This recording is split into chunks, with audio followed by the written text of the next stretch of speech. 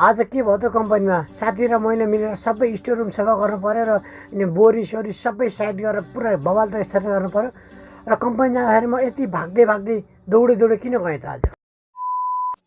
So आज चाहिँ म ढिलो उठेको थिएँ र कम्पनी जानलाई पनि म धुक्नु परेको थियो र यत्रो पानी आयो नि आज हेर्नुहोस् न डुबिलको कत्रो भएछ अनि हेर्नु बटर छोडेर पारेर भाग्नु परेको थियो। त्यसपछि फाइनली म कम्पनी आइसकेँ। कम्पनी आइसके सबसे पहिले काम भनेको मेरो क्याप लाउने हुन्छ।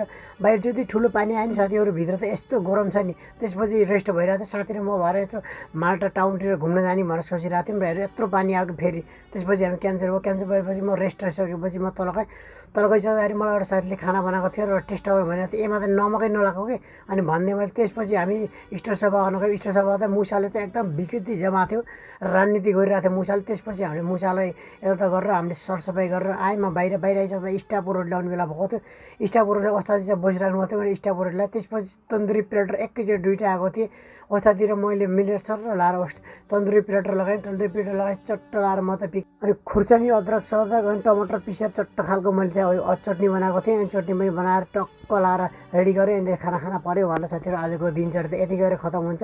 त्यही भएर खाना लाएँ। साथीहरू तपाईँको दिनचर्या कसरी बित्यो मलाई कमेन्ट बिलो साथीहरू।